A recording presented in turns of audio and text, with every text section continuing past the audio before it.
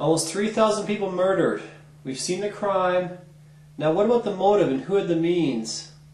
Larry Silverstein bought the World Trade Center complex in the spring of 2001 for $3.2 billion. 6 weeks prior to 9/11, he signed a 99-year lease which specifically stated that if any terrorist act leveled the buildings, then he would be the only one allowed to rebuild. Also 6 weeks prior, tenants reported all sorts of strange construction and drilling going on the floors above. And then when they went to investigate, they'd find nothing or no one on the entire floor. These people were spending tens of thousands of dollars a month rent, and they'd come in the morning, and there'd be layers of drywall dust and concrete dust on everything. Layers and layers of it. Were they drilling holes for the bombs? There was even a power down in the upper half of the whole South Tower the weekend before 9/11 to update internet cables, which, with all the cameras down, was a sure way to connect all the dots and plug in all the explosives. But wouldn't something like this take weeks, months, or even years to plan, Bob? Oh my gosh, they had years, Elena. 5 in fact. From 1996 to 2000, there was an $8.3 million security update which involved the rewiring of every single floor. Wiring the buildings. And, big and here, guess who was the head of security for the company which looked after the World Trade Center complex? Are you ready for this? George Bush's very own brother, Marvin Bush. And ever since the 1993 bombings at the World Trade Center, bomb-sniffing dogs were a routine part of security. But guess what Marvin Bush's security did in the 5 days leading up to the attacks? They actually sent the dogs home. Oh my gosh, Bob, this is crazy. This was planned. I mean, it all fits. Wire the buildings secretly over time, then with the dogs gone, plug in the explosives, fly some planes into it, and watch the buildings come crumbling down. It's brilliant.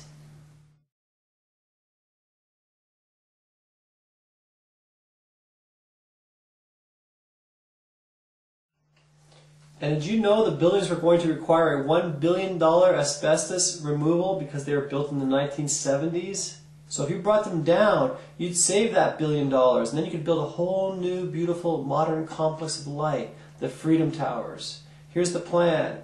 It doesn't take a genius to figure out that if we brought these two down, then all these surrounding buildings would be destroyed, but World Trade Center 7 would be left relatively unharmed and remain standing. So that one will have to come down too. The term is pull in the demolition world. Here's Silverstein in his own words.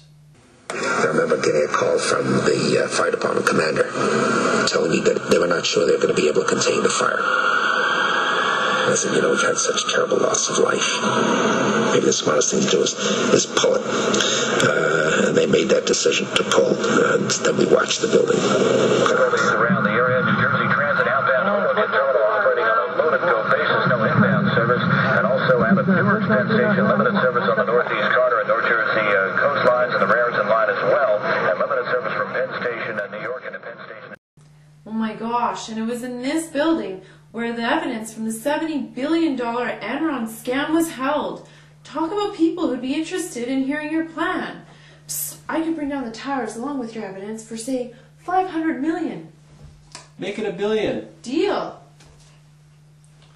Let's bring that building down, shall we?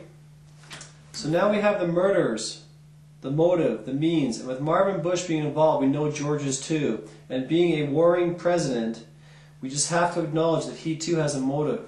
This event 100% totally started his war on terror and has given him free rein to terrorize the world as soon as he was in power.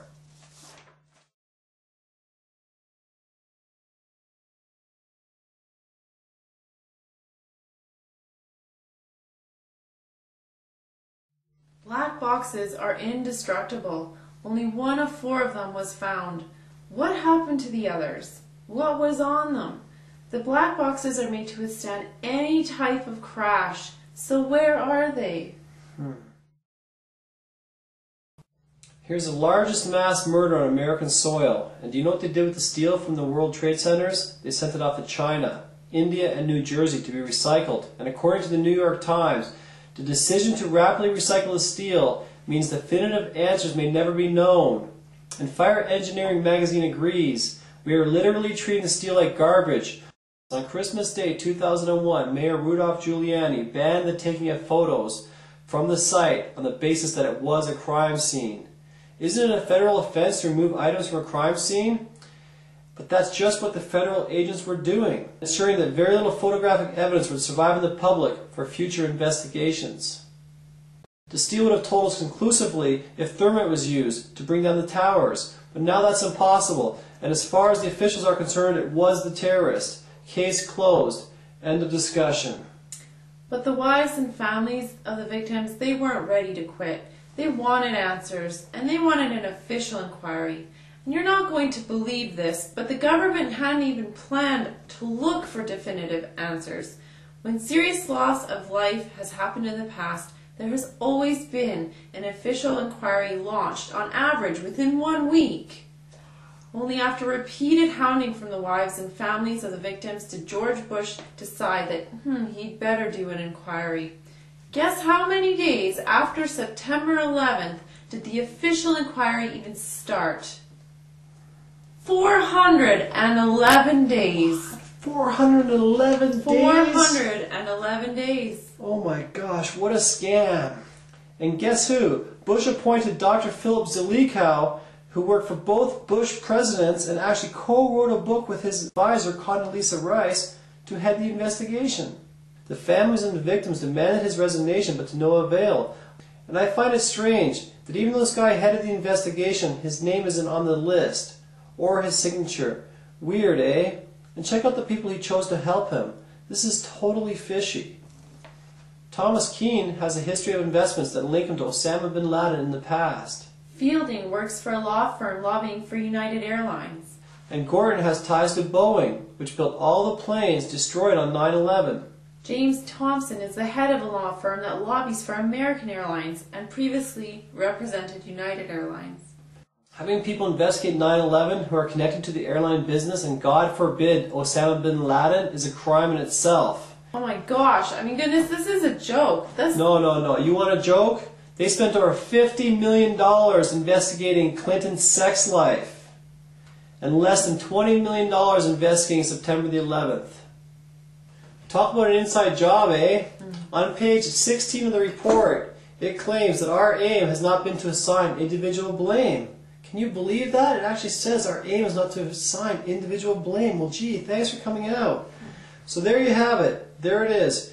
If it's official, we all just simply assume that it must be true. But it's not. This book is one big, huge lie. It's all part of the illusion. We have motive. We have a crime. We have all the evidence disappearing. And now we have the official 9/11 Commission report, which in reality should be called the omission report, because it has 99 specific case-related incidents left out. And get this, you guys, not one mention of the World Trade Center 7 collapse is in this book. Not one mention. That's nuts. Wow. Let's quickly review the winners. Incredibly, Larry Silverstein sued the insurance company, claiming that because it was 2 attacks, that he should get double the payout, making it $7.2 billion. Unbelievably, and way more incredibly, guess what? He won! He won! How insanely fishy! I only can shake my head, Bob. Wow. He simply trades the old for the new while making a whack of profit.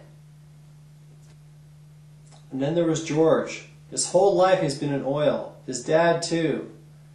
He gets into power, the towers come down, the war on terrorism goes up, and now he's sitting on the largest oil reserve left on the planet, worth an estimated $11 trillion. This is extremely big money, people.